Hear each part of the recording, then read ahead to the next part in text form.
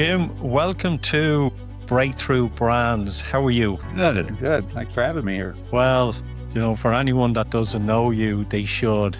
You're one of the top influencers in the world. You've helped people, and you've been on stage with people like Tony Robbins.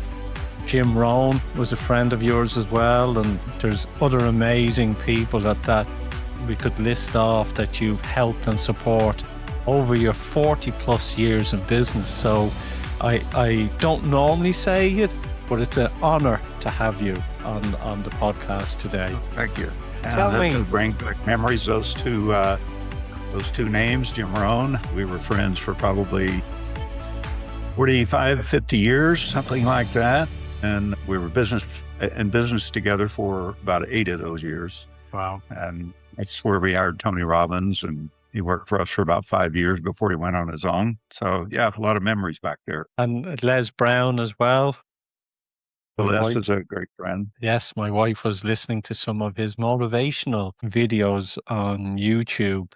But for yourself, I have so many questions, and I know we've only got a short period of time, and I would love to know with yourselves, look, you spent decades influencing so many people and talking about success and personal responsibility, and looking back on your life, your early career, what would you unlearn today if you had to go back and do it all again? What would I unlearn? Yeah.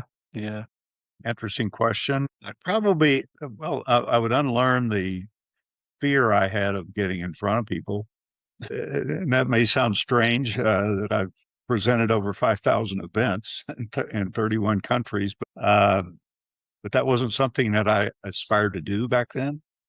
A little of my background, I'm a high school dropout about halfway through the 10th grade. And I think part of the reason I dropped out, English was my worst subject. And I didn't like my English teacher. She didn't like me. And I just didn't like school after about the 8th grade.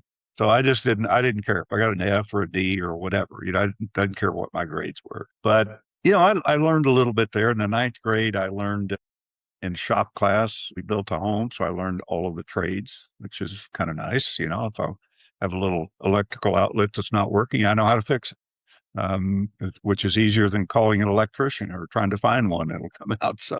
But I've had 2 jobs. I pumped gas, and I worked in a factory on an assembly line.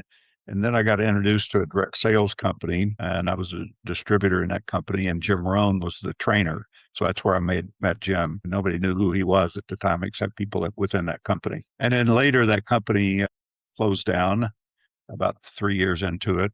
The first year, I lost everything I owned. The second year, I made my first $1 million between that company and another opportunity presented as a result of that company. And then anyway, they closed down, and Jim Rohn and I connected up, and I started promoting him. And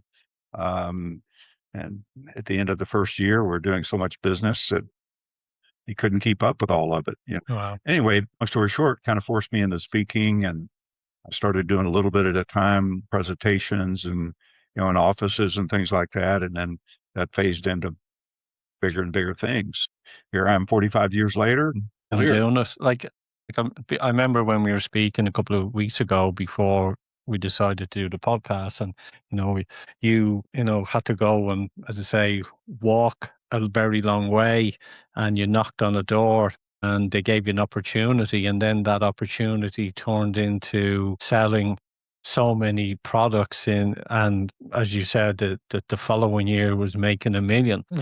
What was it that when I asked you there to say, look, it was the fear of getting, speaking to people, and in today's world where everything is online, it's a digital database, there's algorithms out there as well, and there's a lot of people who are trying to get through that noisy, skeptical online world. What would you say to them, and what should they be focusing on to build credibility like you built credibility over the last 40 years as well? Well, I think credibility is critical in today's world because everybody on social media is competing with you. It doesn't really matter who they are or what they posted. They could be posting a picture of the apple pie they just baked, and that's competing with you because they're all looking for the same thing, which is attention. So it's pretty critical to put yourself out there as an expert and in your field, a key person of influence in whatever chosen profession you're in or whatever product you're selling. There's a lot of coaches, speakers out there today, probably into the millions. Well, why do business with one or the other? I saw one posting quotes by other people, and I knew who she was. And we talked a couple of times, and she said, nobody likes my post. I don't get any likes. She said, can you tell me why? I went and looked at her post for the last couple of weeks, and I said, yeah. I said, nobody likes your post. And she said, well, that's what I said. I don't get any likes on my post. And I said, no, I said it. Nobody likes your post. She said, wow, that's kind of blunt. I said, no, it's true. I said, if I want to know about Abraham Lincoln, I don't need a quote from you. I'll go read the book about Abraham Lincoln. I said, so we need people want to know about you and what you do and what your philosophy is and what your expertise is and how you're going to help them, not Abraham Lincoln. Yeah, So, there is a lot of noise out there, and that's some great advice about people wanting to know what you know.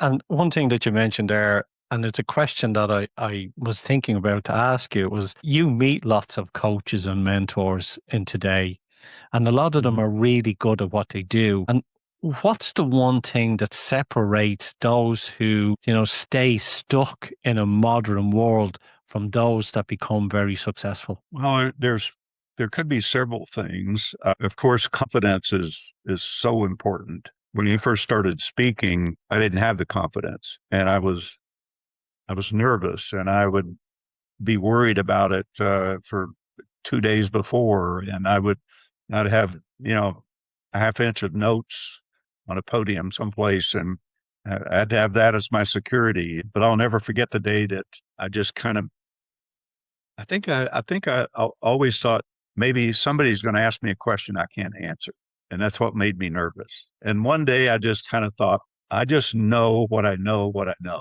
And if somebody asks me a question I can't answer, I'll just say I don't know, and that's okay. But if it has to do with human behavior, I've got an answer for it. But what separates people is really what happened to them during the first 6 years of their life. That may sound strange, but during the first 6 years, a child doesn't have responsibilities. They're not in school. They don't have homework. Maybe the parents have taught them little things that they can do, go take the trash out or whatever. Typically, not even a 6-year-old is doing that. So what do they want? Well, they want to be happy. They want to learn new things. They want to have fun. They want to be loved, and they want to feel safe and secure. Well, we don't all grow up that way. Some kids grow up in orphanages and foster homes and not even knowing that they'll ever have a home to live in. I don't know what that would be like. It sounds pretty scary to me. Yeah.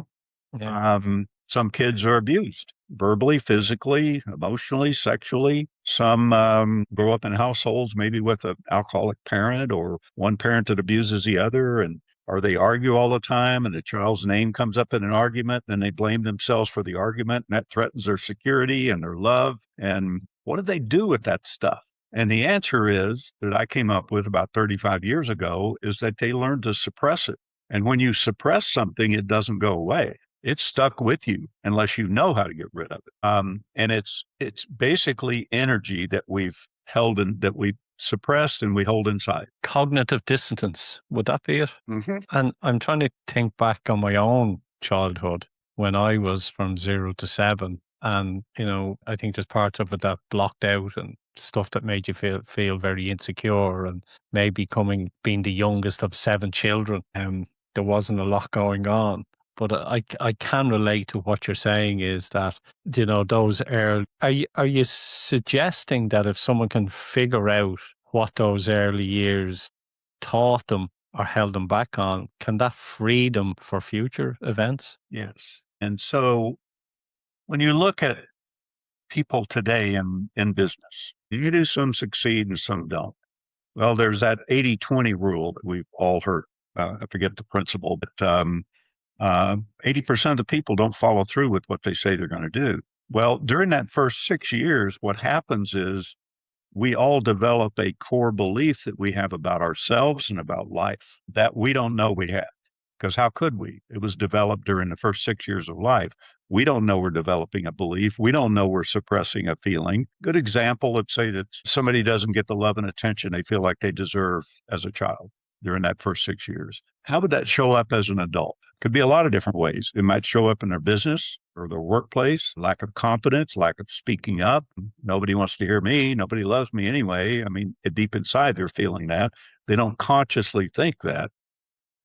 Or it might show up in a series of short-term relationships. Relationship goes a few months and the other person says, I love you. And they don't feel worthy of being loved. So they break it off and go to the next relationships and the next and the next.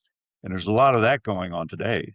And then it could be a string of one night stands that because if they feel like they're temporarily getting love, or they may fall in love with food or alcohol and It's a overeat and gain weight. substitution.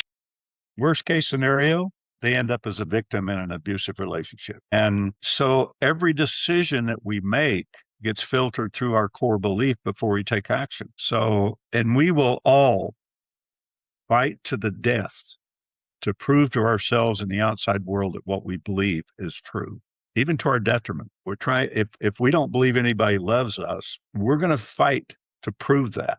We're going to go through broken relationships. We're going to go through loneliness. We're going to go through all of the things that we can say, we can tell other people because that's who we are.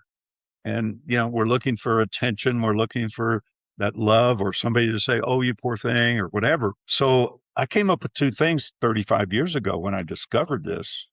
Discovered it in one day, just thinking about why people don't follow through. One is how do you help somebody discover the core belief? And I was good at asking questions and listening. And I just felt I needed to probably listen on a deeper levels so I could ask deeper questions. But it didn't take me very long. I'd already been coaching people for about 4 or 5 years. And it only took me a few sessions, and I took people right back to their core belief. And some are harder than others. Some are pretty simple. I was talking to one the other day, 44 years old, Yeah. and he had an issue with his father. He didn't think his father loved him for as far back as he could remember.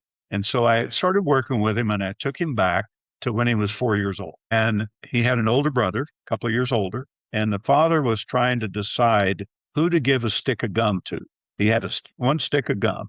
Who should I give it to here? And they both wanted it. And he ended up giving it to the older brother. He could have torn it in half and given them half each, but he gave the stick to the older brother. And so for 40 years, this guy had the weight on his shoulders that his father did not love him. And when he discovered that, it was priceless to see the look on his face. And that discovery it was like it took a huge weight off of his shoulders. It's something so simple can cause it, but that's a simple one. I mean, some kids are abused or raped or different things, and boy, they bury it and because they don't want to talk about it.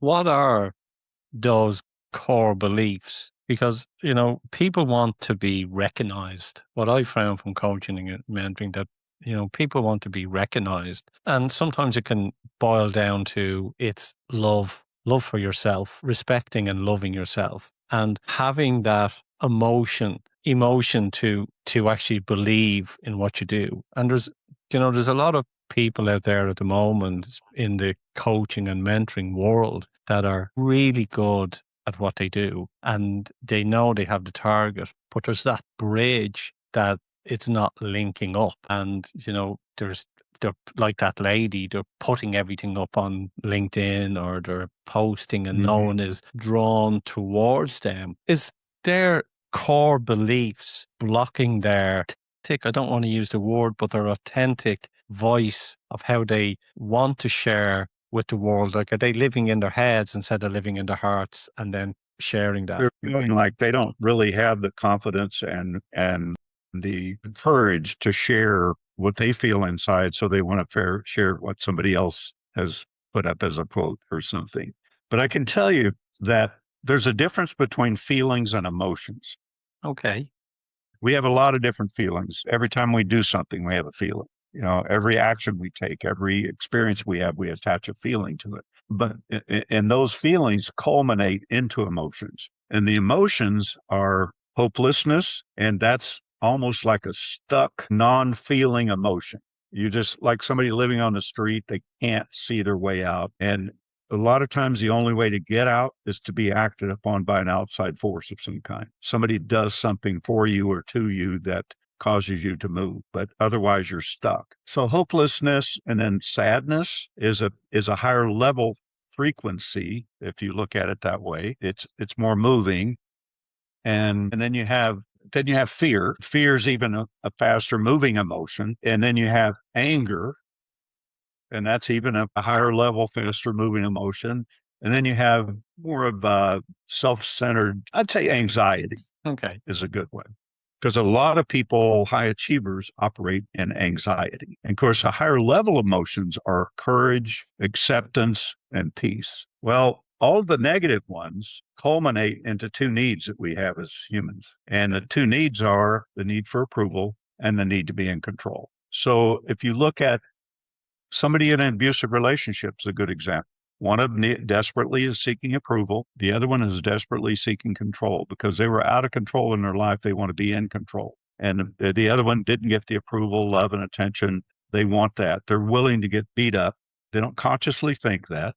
They connect up with somebody, but it's a perfect match. The controller needs somebody that needs approval. The approval person needs somebody to control because that way they get attention.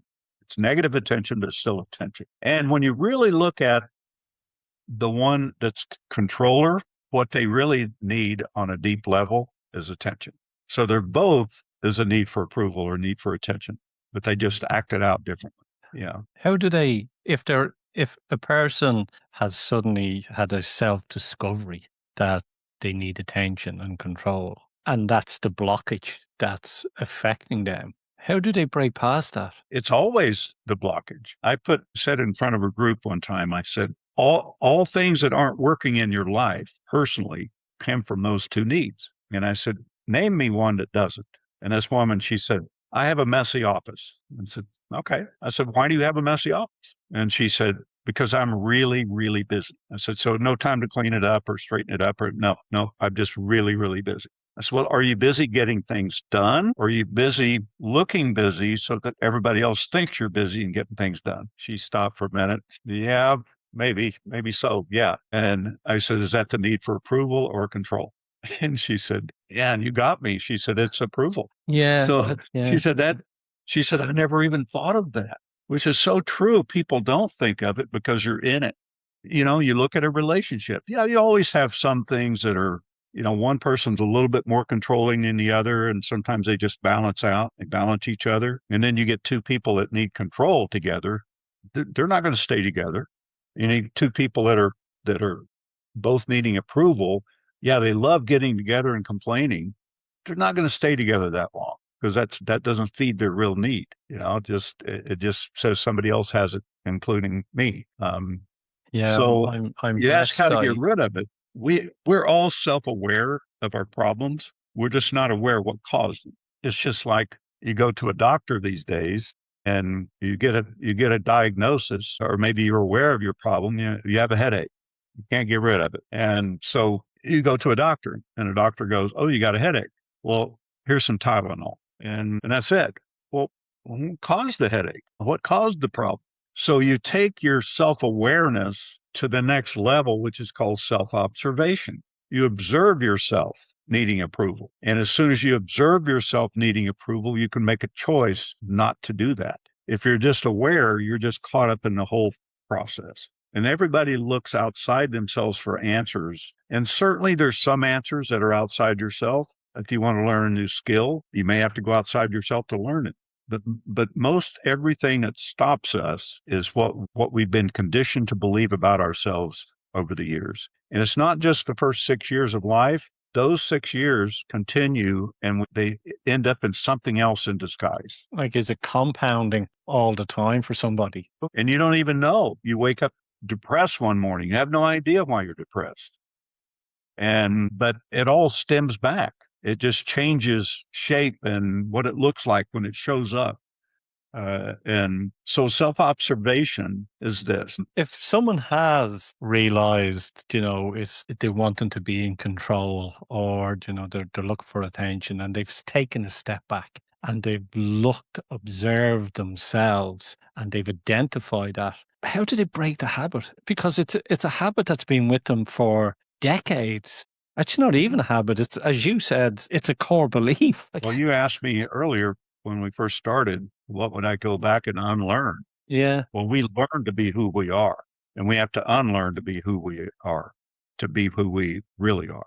We have to unlearn those habits. And the way you do it, um, I was on a Zoom the other day with a Q&A, and a guy comes on. We were in a breakout room, and he said, "Are you the Jim Britt?" And I said, "I'm a Jim Britt." So I don't know. I said, "Why?" He said, "Can I read you a quote and see if it's you?" Because he said, "I think I was at one of your events 30 years ago." So he said, this quote just changed my life. And I said, "Sure." So he says, once you make a decision as to what you want in your life or your business or anything you're trying to accomplish, once you make a decision, then every action you take is going to move you toward it or away from it. And I said, "Yeah, that's me." And he said, "And you added to that, if you don't make a decision as to what you want in your life, it doesn't matter what actions you take because you're not going to go where you want to go anyway. You got to decide what you want. But if you feel, most people can, if you look at yourself, you can feel if you need approval or you're a controller. It just honest with yourself. Just look in the mirror. You don't have to have anybody else around to analyze you. Just ask yourself, am I a controller or do I need approval? And then when you start observing yourself needing approval, like not speaking up when you know you have the answer. yeah, I'm a approval person. I Yeah. would say, yeah, So, you need a balance. And so when you know you need approval, and you may find yourself after the event saying, "I just did it again. I just went into that situation needing approval and it didn't work out." Well, at least you caught yourself after the fact. Then after you do that for a while, you'll catch yourself in the middle of it. You'll catch yourself, "Oh my gosh, I'm right in the middle of needing approval right now. I need to make a change." And then after you do that for a while, you'll catch yourself before you go into it. And the more you let go, I have a program called The Power of Letting Go. And I call it that because we lose our power when we hang on to stuff that's not relevant. Things bad habits that we have and all the things that we hang on to from the past. People hurt us or, you know, abused us or whatever. It's not happening now unless you bring it into now.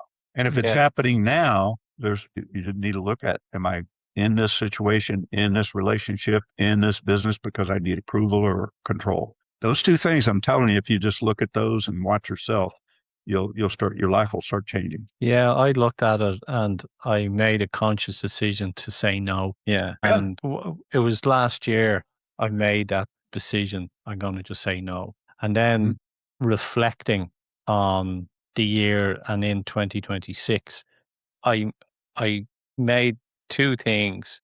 One, I'm going to detach myself from the outcome. I'm still going to push forward, but I'm going to detach myself from the outcome. And the other one that I sort of honed in on was, and to work on not to work on fear, not to be frightened. And two things as in my face, it kind of hit me was, I learned to face my shame and guilt from the years and clear them. Mhm. That was like, it was very liberating and it made me be more self-aware. But it's Yeah. definitely what you've said there. It's definitely looking for approval. And that's really what personally myself I Yeah. plan to work on. Well, you mentioned fear, and I think people have a misunderstanding, a lot of people, about what fear is. Let's say you make up something you want to accomplish. It's a made up story in your mind. You get excited about it. You decide you're going to do it. And then you turn around and make up a fear based upon your core belief about yourself to keep you from getting it. So the fear is made up. It's something, it's in our Fictitious. mind. So now we've already taken what we've decided we're going to accomplish. It's just like saying, I'm going to go make 10 sales calls a day. And we go make two and they're both a no. And then we start thinking, well, everybody's giving me a no, this is not going to work anyway. So, or I'm afraid to go to the next door because it's going to be a fear. They're not going to do it. So we've made up a fear in our mind to keep us from accomplishing based upon our core belief that we have about ourselves. And it's a vicious cycle because, I've mentioned earlier, every experience we attach a feeling to it. Some are minor feelings, some are major feelings, some are repeating things that happen to us over and over and over. But once we start feeling a certain way, then we start to think in those terms. And the more we think in those terms, we start to believe that that's true. And once we believe something is true, then we act upon that belief. And when you act upon a belief, you create a result. And that result feeds the original experience. So you're like in an addictive cycle. It's not unlike being addicted to drugs.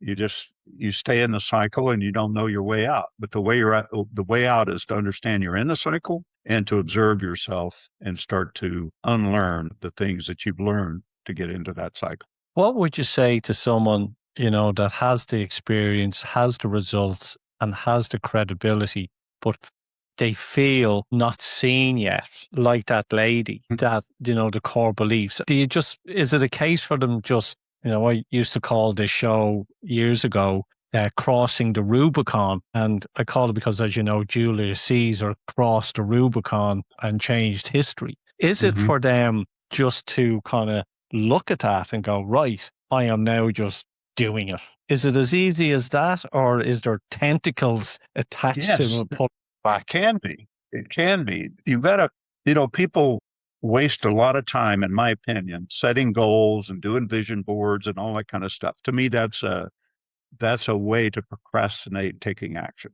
If you decide you're going to do something, do you need to put it up on a vision board? Do you need to set a goal? Do you need to write it down?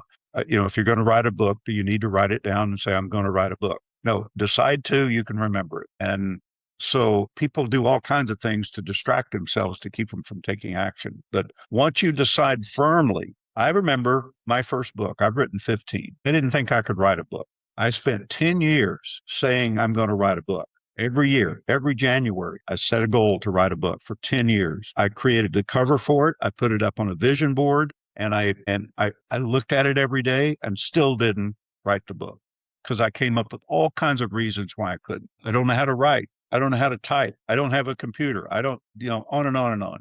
And this was back in 1997 when I wrote my first book.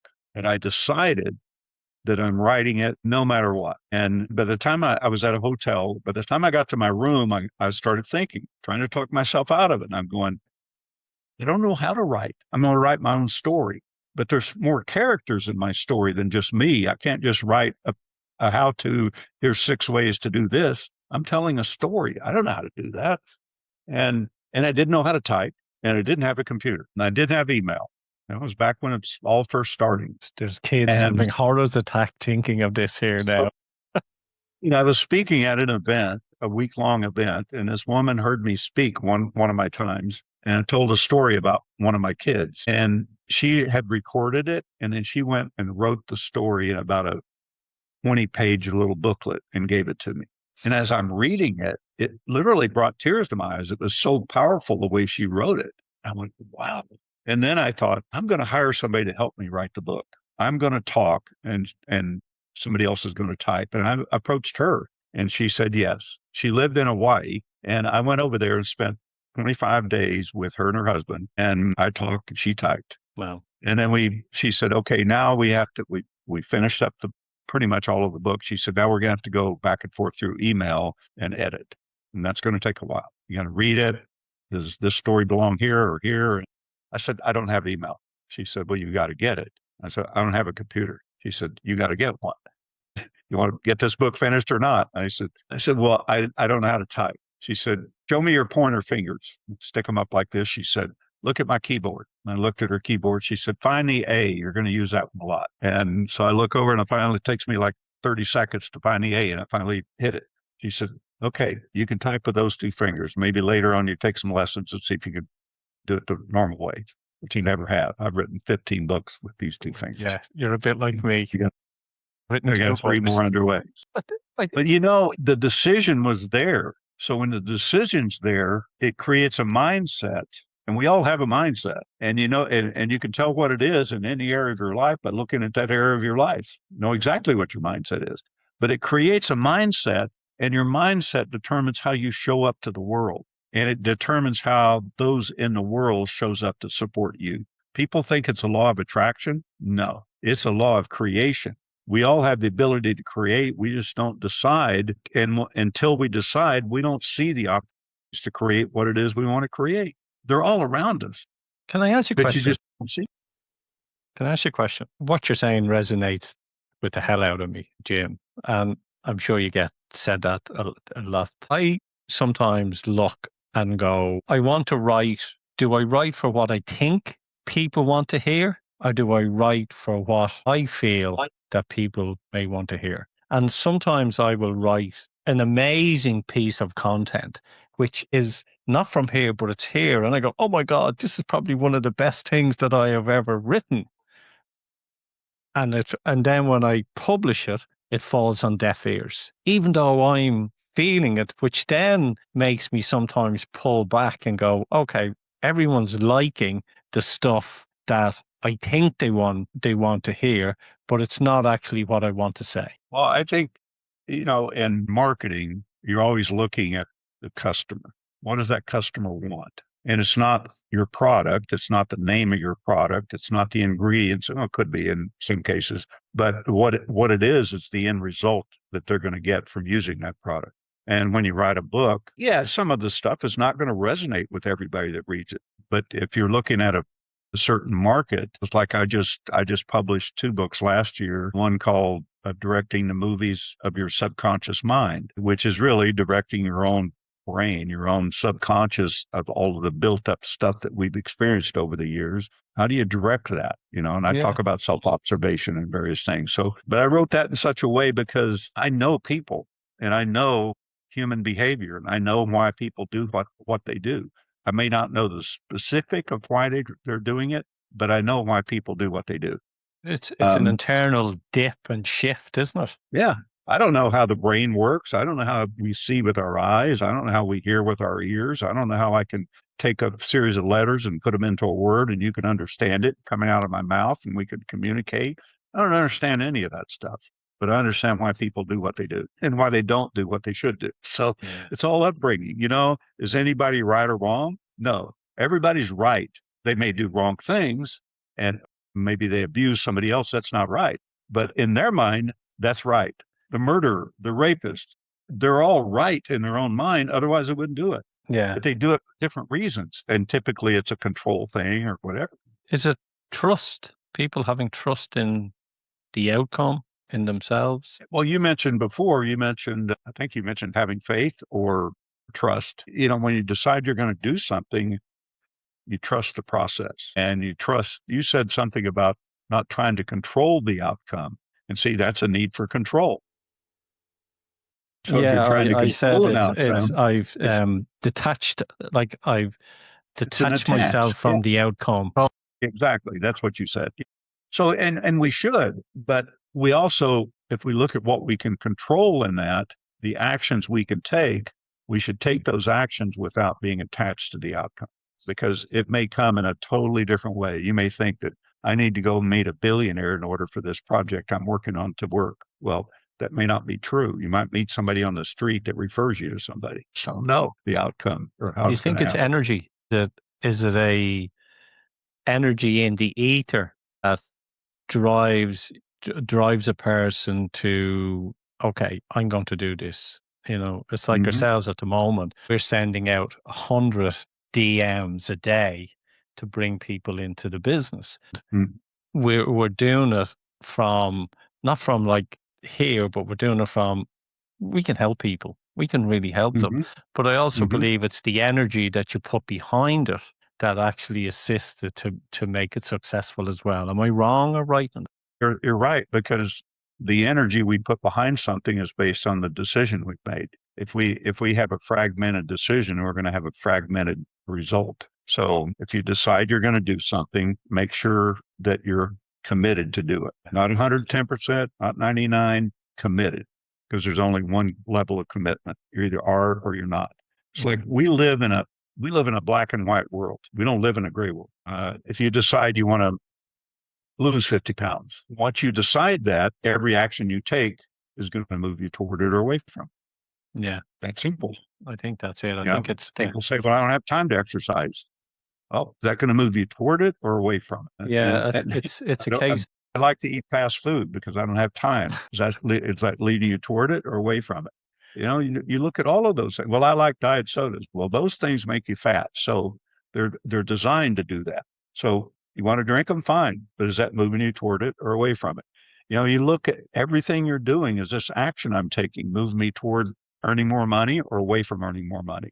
Is what I'm thinking right now moving me toward it or away from it? It's really learning to be in the present. It's really learning to look at yourself and asking yourself, is this moving me where I want to go? Success at anything is really that simple. Like when I'm speaking to clients, I'll ask them what they do on a daily basis. Oh, I'm busy. And I'll say, how much of the work that you're doing is helping you achieve the outcome that you want? And when they sort of sit back and look at it, they'll kind of go, actually, I'm just busy.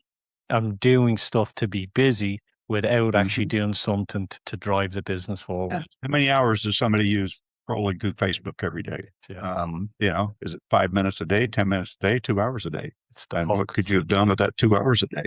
It's watching the action we're taking and catching yourself and saying, this is not moving me where I want to go. I need to stop doing this, or do little of it. Can I ask And you? I know we're getting short on time, and there's a question that I'd love to ask you. And the question, would be, what would you wish more experienced professionals would ask you but rarely do? it's a lot of the things we've just talked about because I've never thought about what I wish somebody would ask me. Maybe what the foundation for all success is at anything in their life. And tell you a story about 35 years ago, so roughly.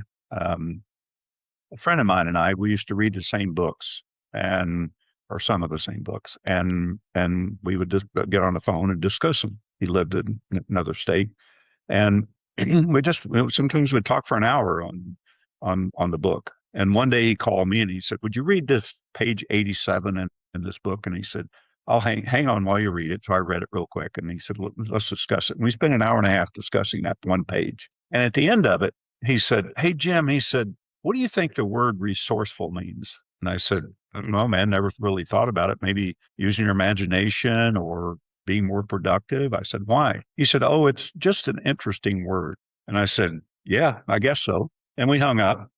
And a few hours later, I was driving home from the office. And I couldn't quit thinking about the word. It was just ringing in my mind. Like when somebody says, "Don't think about a pink elephant," and all you can think about is a pink elephant. And so I'm driving home, and we didn't have internet or anything 35 years ago. So I went in and grabbed the dictionary and opened it up and looked up the word resourceful, and it was defined as once again full of source. I thought resourceful, once again full of source, and I thought, that's interesting. Depending on what you think source is. So then I looked up the keyword source. And the definition was where all things originate. Some things, all things originate in source. And I thought, wow, it could be powerful depending on what you think source is. And so the next morning, I had some books in order at the bookstore. So I went to the bookstore. And while I'm there, I said, do you have an origin of words? And they had a book with, I forget the title of it, but had the origin of most words in there. But source wasn't in there. And so I said, do you have other dictionaries? And a different type of dictionaries, and they had some with their, Webster and whatever. But I looked in 3 or 4 dictionaries, didn't see anything different than what I'd seen in the first one. And I was a little bit obsessed with it now and then. I didn't think about it every day, but I was always thinking it was in the back of my mind, and I didn't know why, and didn't know it was going to change my life and a lot of other people's lives. And it was in the UK, and I was a little town called Chester. And, you may know where it is. You live close to Yeah, there. yeah. It's a nice town, Okay, so I actually. was in Chester, cute little town, and I was speaking there for a couple of days, and I took a break, and I was out for a walk for a couple of hours, and I see this building on the back door, little sign above the back door. It said antique books. Thought, I'll go in there. I love old books, and you probably have older books in the UK than we have here in the US. So I wandered in. The first book I see is a dictionary that's about 8 inches thick, and it's all tattered around the edges. I don't know what the publication date was. I wish I'd have looked at it, but I didn't. And it had a sign on it that said, "Do not open." And I stood in front of this dictionary for about 5 minutes looking at it, and the sign that said, "Do not open." And so I justified it by thinking that this must be for people in the UK, not for me as a tourist. And I was ready to buy it if I destroyed it. I think I don't know what it would have cost, but anyway, I carefully opened it. The pages are kind of brown looking, and I carefully went to the S's and I looked up the word source, and I saw some of the same things I'd seen before. And suddenly, one definition popped out at me, defined as love. I went, wow, resourceful is once again full of love, and love is where all things originate. I thought, hmm. And I left the bookstore and I walked for a while and thinking, how does a person use that? Then it dawned on me that when we decide we're going to do something, firmly decide, we fall in love with it. And the love, we've fallen in love, which creates the passion to continue to move forward Yeah. and accomplish it. You can do multiple things. Then I walked along a little further and I went, wait a minute, there's a flaw in this whole thing. If all things originated in love, where does fear come from? And I thought about that for a little bit. And then it took me about 15 minutes. And I went, we fall in love with fear. We created ourselves and we fall in love with it. And that's why we end up where we are. We decide we're going to do something, then we fall in love with fear to keep us from it. I went, wow, that's powerful. That is powerful. Everything is, we create it all. And we have the ability to create anything we want in our lives. And then I left there and I presented that when I went back at the afternoon of that event, and people really got it. And then I left there and I flew to Toronto for another event. A friend and I, we were out for a walk on a break, and heading back, we're running a little late. I'm 6'4", he's about 6'2", and we're walking pretty fast. And suddenly I feel somebody right here. In fact, I'm looking straight ahead and I could see him. He was that close, and we're walking pretty fast, and he's in step with me, and I could actually smell the guy. He was a homeless guy.